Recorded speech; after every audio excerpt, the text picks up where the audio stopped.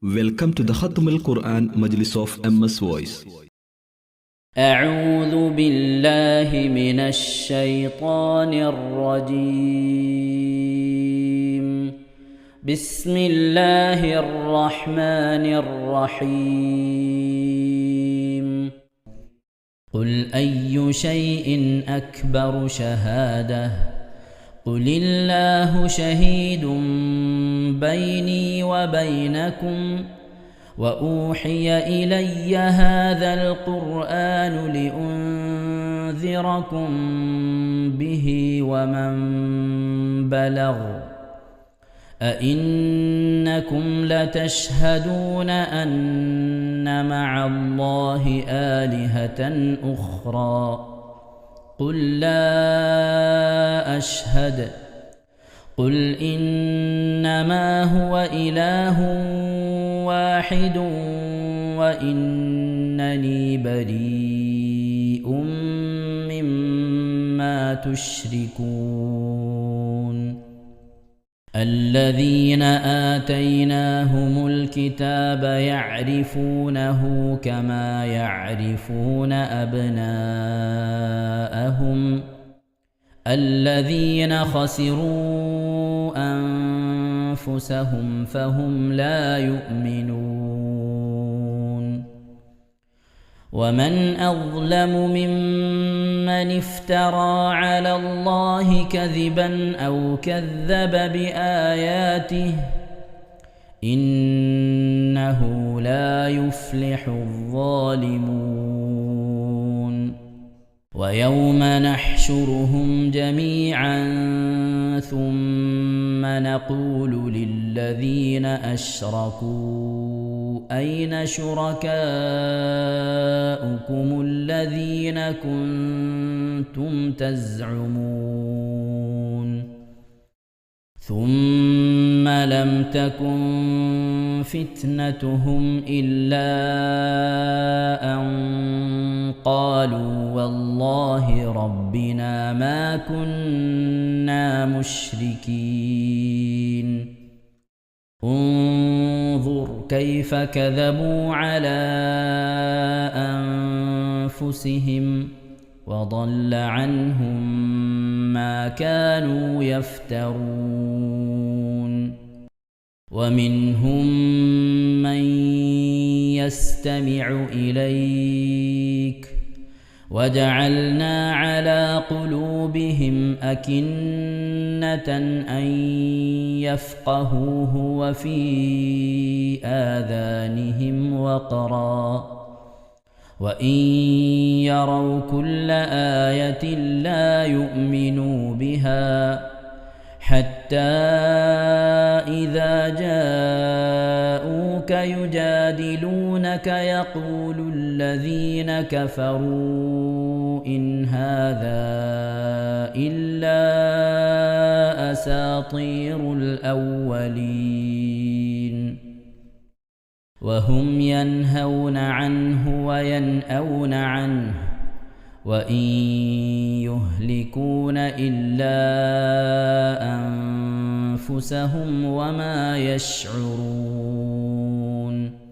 ولو ترى إذ وقفوا على النار فقالوا يا ليتنا نرد ولا نكذب بآيات ربنا ونكون من المؤمنين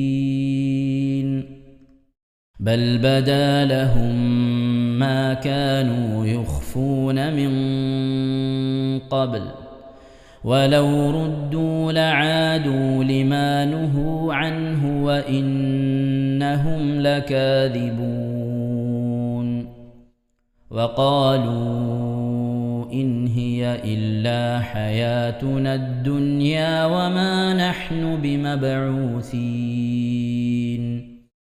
ولو ترى إذ وقفوا على ربهم قال أليس هذا بالحق قالوا بلى وربنا قال فذوقوا العذاب بما كنتم تكفرون. قد خسر الذين كذبوا بلقاء الله حتى إذا جاءتهم الساعة بغتة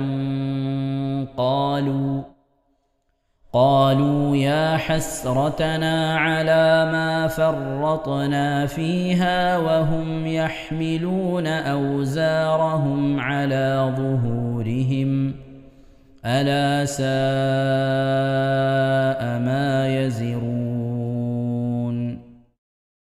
وما الحياة الدنيا إلا لعب ولهو وللدار الآخرة خير للذين يتقون أفلا تعقلون قد نعلم إنه ليحزنك الذي يقولون فإنهم لا يكذبونك ولكن الظالمين بآيات الله يجحدون ولقد كذبت رسل من قبلك فصبروا على ما كذبوا وأوذوا حتى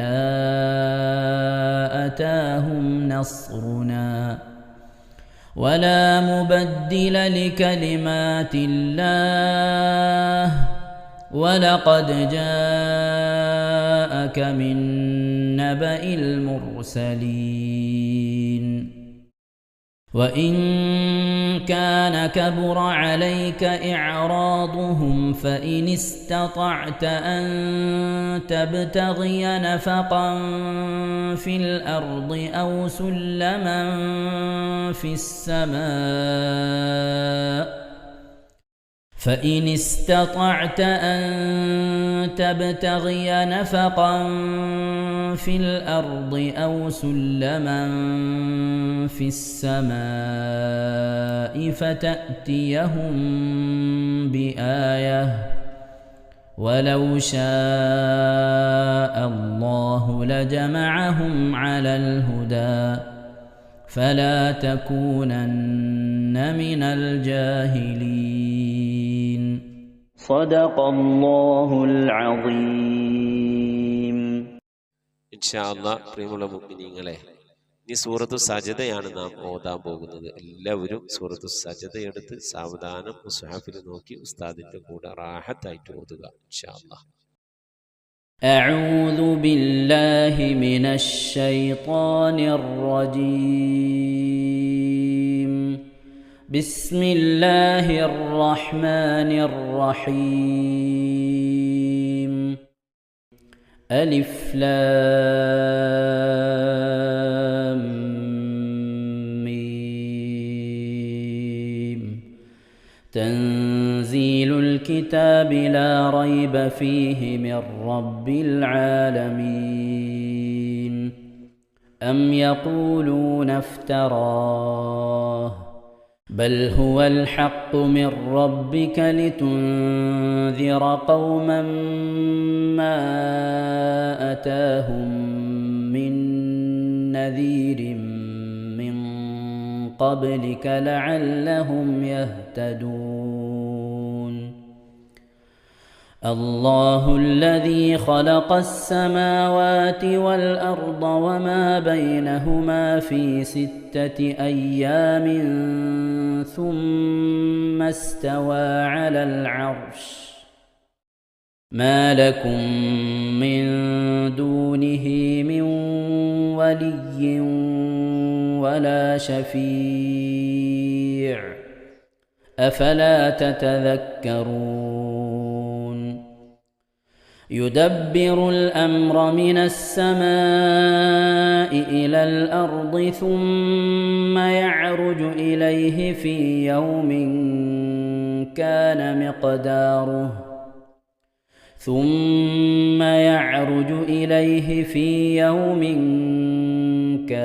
مقداره ألف سنة مما تعدون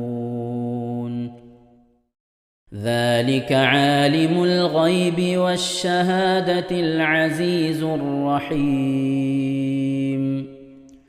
الذي أحسن كل شيء خلقه وبدأ خلق الإنسان من طين ثم جعل نسله من سلالة من ماء مهين ثم سواه ونفخ فيه من روحه وجعل لكم السمع والأبصار والأفئدة قليلا ما تشكرون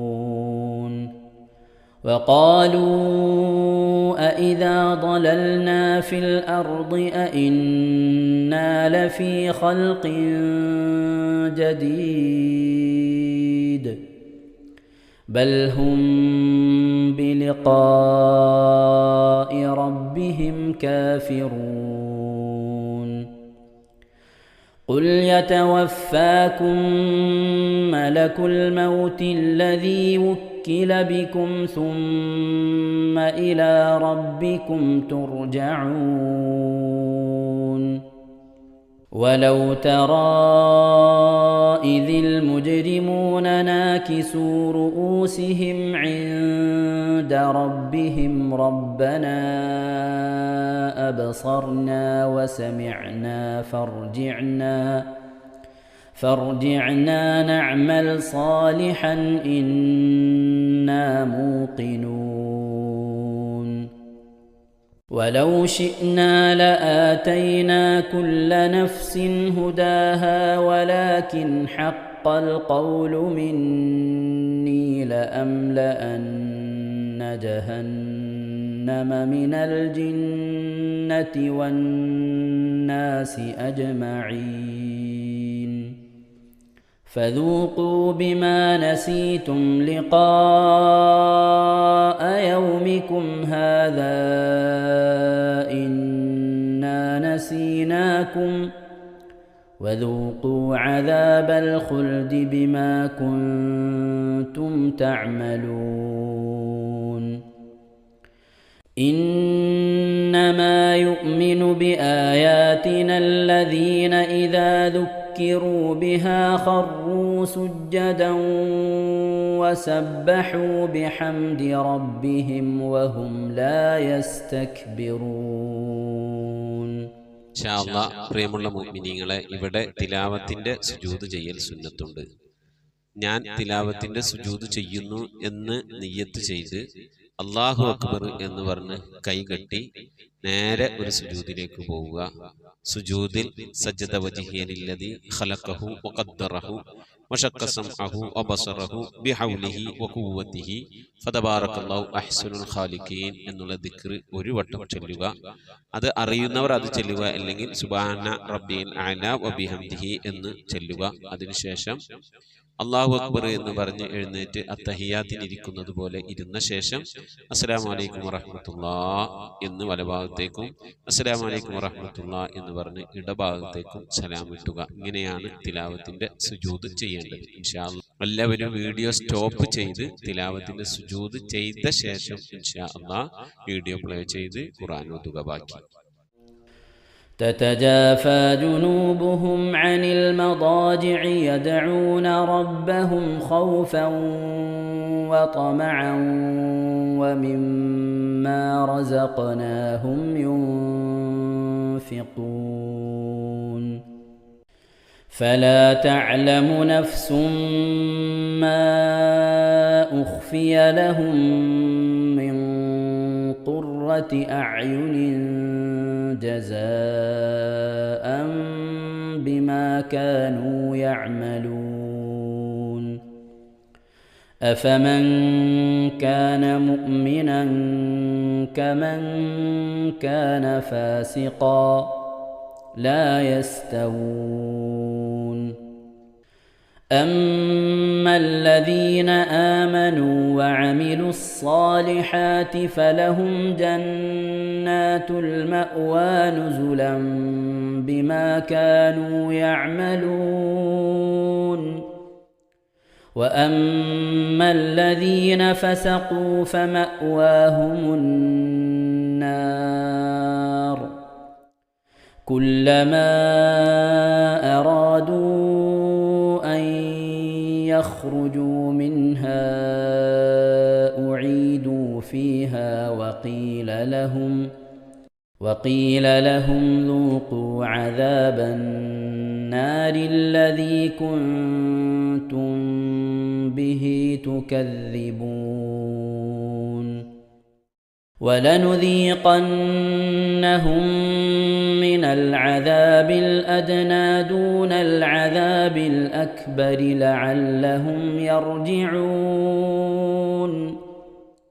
ومن أظلم ممن ذكر بآيات ربه ثم أعرض عنها إنا من المجرمين منتقمون ولقد آتينا موسى الكتاب فلا تكن في مرية من لقائه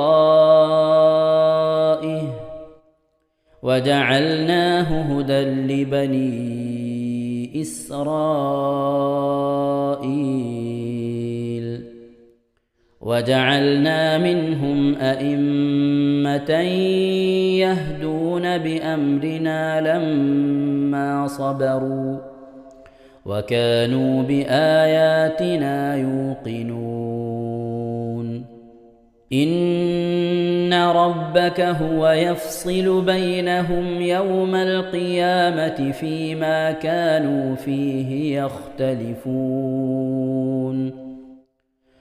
أولم يهد لهم كم أهلكنا من قبلهم من القرون يمشون في مساكنهم إن في ذلك لآيات أفلا يسمعون أولم يروا أنا نسوق الماء إلى الأرض الجرز فنخرج به زرعا تأكل منه أنعامهم وأنفسهم أفلا يبصرون ويقولون متى هذا الفتح إن كنتم صادقين قل يوم الفتح لا ينفع الذين كفروا إيمانهم ولا هم ينظرون فأعرض عنهم وانتظر إنهم منتظرون صدق الله العظيم. ഇൻഷാ അല്ലാഹ് പ്രിയമുള്ള മുഅ്മിനീങ്ങളെ, ഇനി അള്ളാഹുവിൻ്റെ പരിശുദ്ധ നാമങ്ങൾ അടങ്ങിയ അസ്മാഉൽ ഹുസ്ന ചൊല്ലി ദുആ ചെയ്യാനാണ് പോകുന്നത്. ഇൻഷാ അല്ലാഹ് അള്ളാഹുവിൻ്റെ പരിശുദ്ധമായ നാമങ്ങൾ അസ്മാഉൽ ഹുസ്ന ഇവിടെ നിന്ന് ചൊല്ലിത്തരും. നിങ്ങളെല്ലാവരും ഒപ്പം കേട്ട് ചെല്ലുക. അള്ളാഹു നമ്മെ ഏവരെയും അവൻ്റെ റിള ലഭിക്കുന്നവരുടെ കൂട്ടത്തിൽ, തൃപ്തി ലഭിക്കുന്നവരുടെ കൂട്ടത്തിൽ, നമ്മുടെയൊക്കെ ആഖിബത്ത് നന്നാവുന്നവരുടെ കൂട്ടത്തിൽ ഉൾപ്പെടുത്തി അനുഗ്രഹിക്കട്ടെ. ആമീൻ യാ റബ്ബൽ ആലമീൻ. أعوذ بالله من الشيطان الرجيم. أعوذ بالله من الشيطان الرجيم. بسم الله الرحمن الرحيم. بسم الله الرحمن الرحيم. اللهم إنا نسألك ونتوسل إليك ونتضرع إليك بأسمائك الحسنى يا الله يا رحمن يا الله يا رحيم يا الله يا ملك يا الله الله يا مليك يا الله يا قدوس يا الله يا قدوس يا الله يا سلام يا الله يا سلام يا الله يا مؤمن يا الله يا مؤمن يا الله يا مهيمن يا الله يا مهيمن يا الله يا عزيز يا الله يا عزيز يا الله يا جبار يا الله يا جبار يا يا الله متكبر يا الله يا متكبر يا الله يا خالق يا الله يا خالق يا الله يا بارئ يا الله يا بارئ يا الله يا مصور يا الله يا مصور يا يا الله غفار يا الله يا غفار يا الله يا قهار يا الله يا قهار يا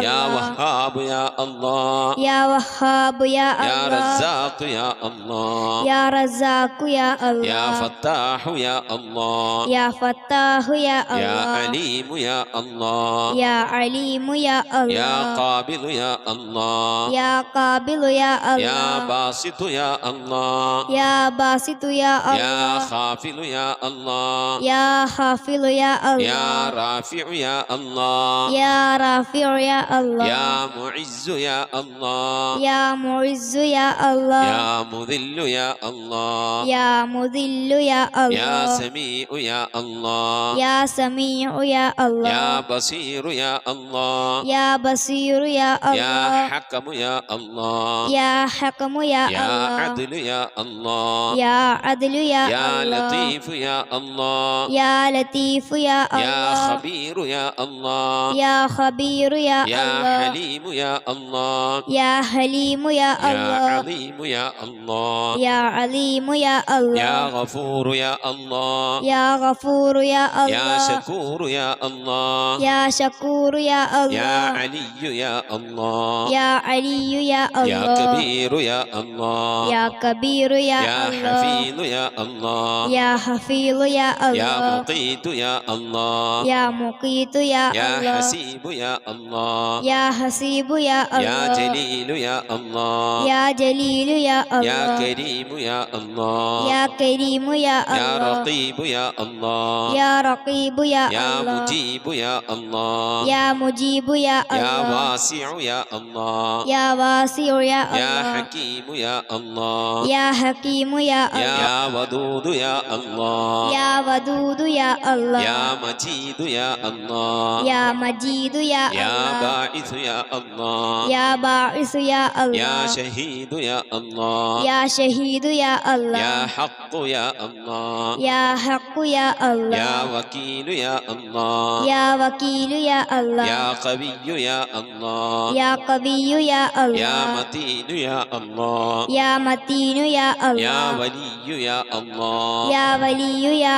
الله يا حميد يا الله يا حميد يا الله يا محصي يا الله يا محصي يا الله يا مبدئ يا الله يا مبدئ يا يا الله معيد يا الله يا معيد يا يا الله محيي يا الله يا محيي يا يا الله مميت يا الله يا مميت يا يا الله حي يا الله يا حي يا يا الله قيوم يا الله يا قيوم يا يا الله واجد يا الله يا واجد يا يا الله ماجد يا الله يا ماجد يا يا الله واحد يا الله يا واحد يا يا الله صمد يا الله يا صمد يا يا الله قادر يا الله يا قادر يا يا الله مقتدر يا الله يا مقتدر يا يا الله مقدم يا الله يا مقدم يا الله يا مؤخر يا الله يا مؤخر يا يا الله أول يا الله يا أول يا يا الله آخر يا الله يا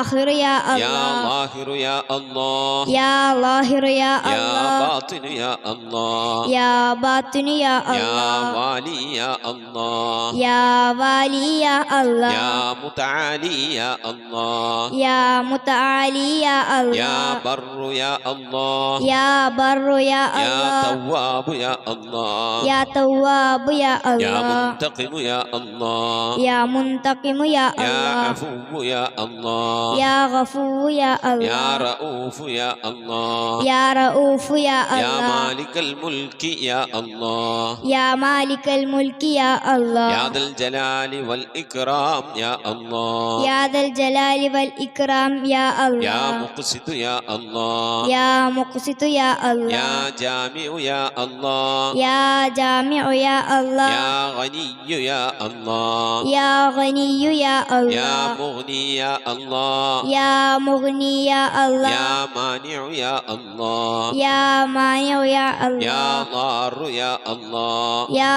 ضار يا الله يا نافع يا الله يا نافع يا الله يا نور يا الله يا نور يا يا الله هادي يا الله يا هادي يا يا الله بديع يا الله يا بديع يا يا الله باقي يا الله يا باقي يا يا الله وارث يا الله يا وارث يا يا الله رشيد يا الله يا رشيد يا يا الله صبور يا الله يا صبور يا الله എല്ലാവരും ആമീൻ പറയുക.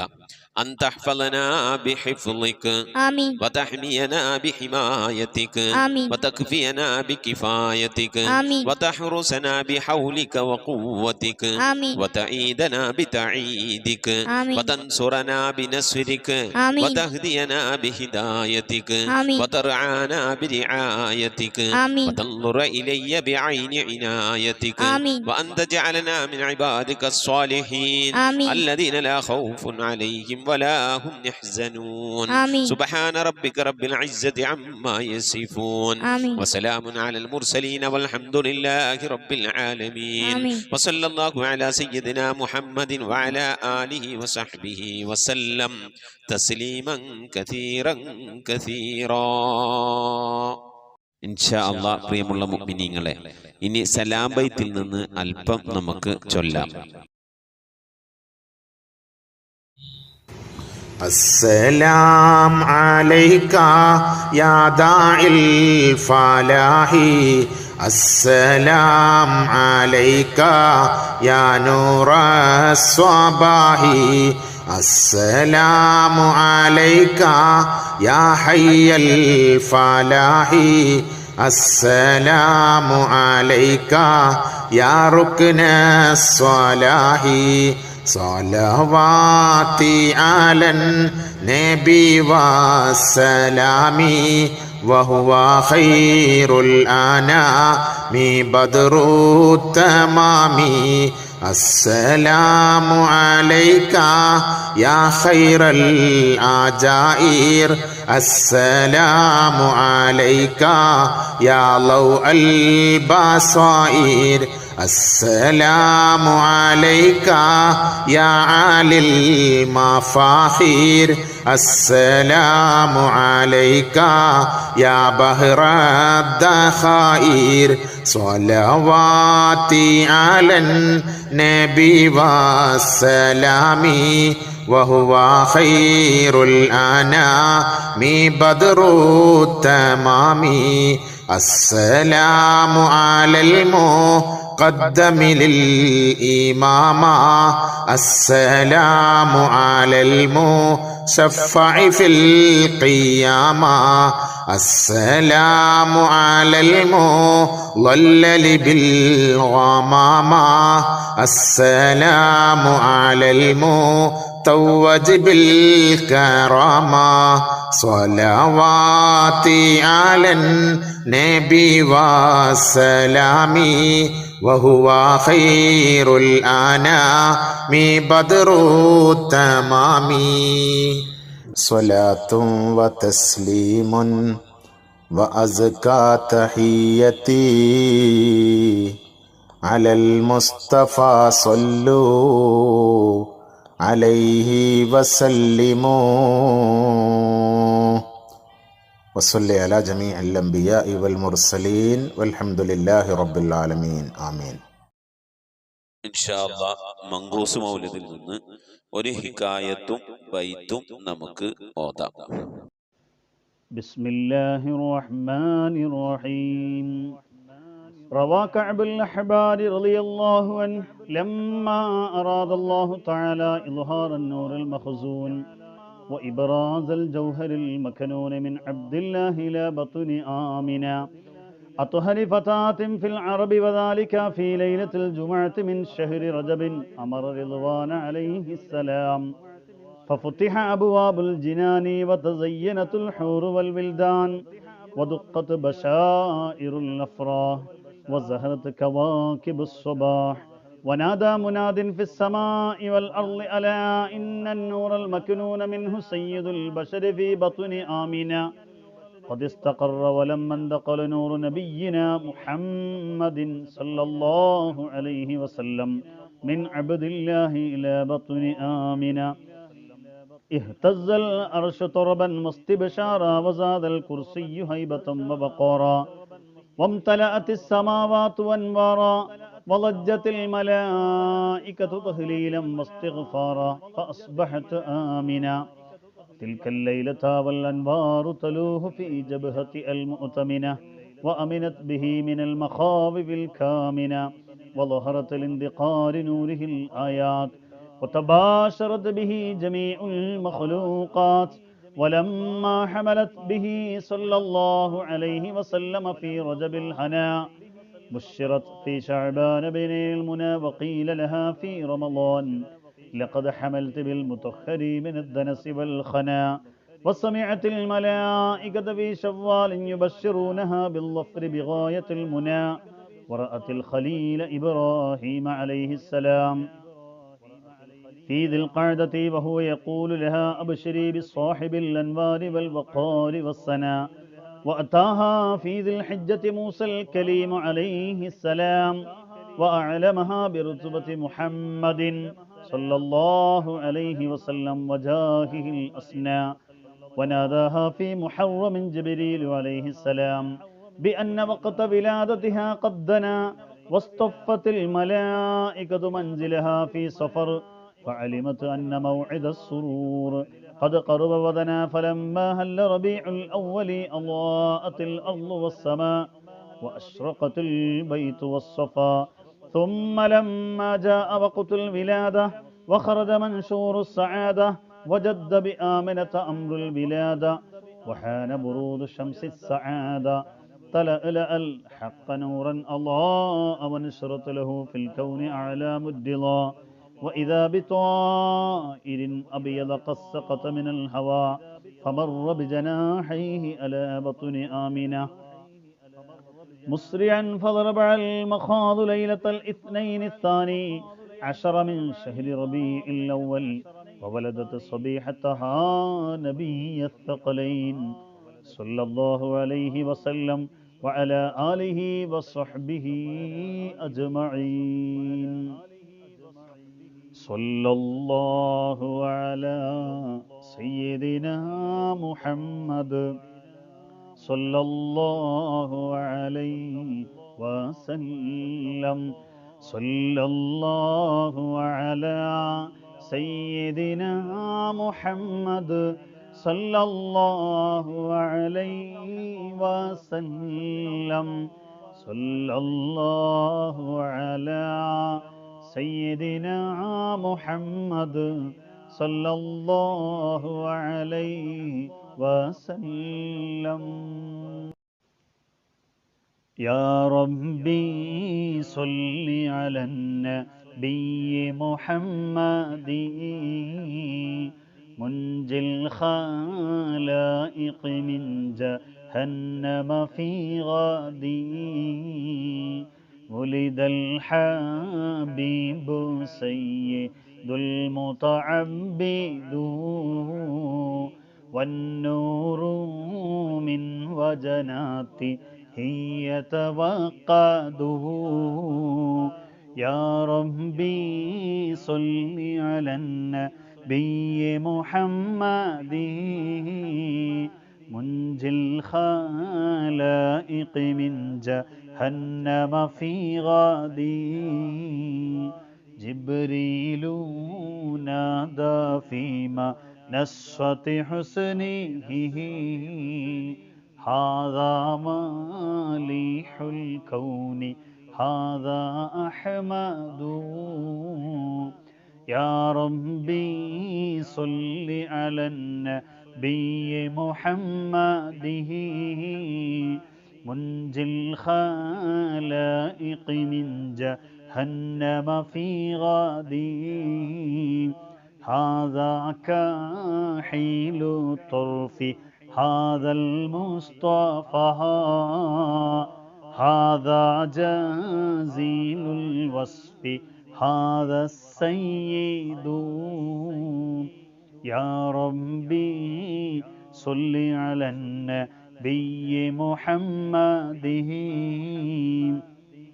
منجي الخلائق من جهنم في غاده هذا جميل النعت هذا المرتضى هذا مليح الوجه هذا الأوحد يا ربي صل على النبي محمد منجي الخلائق من جهنم في غادي هذا الذي خلعت عليه ملابس ونفائس فنظيره لا يوجد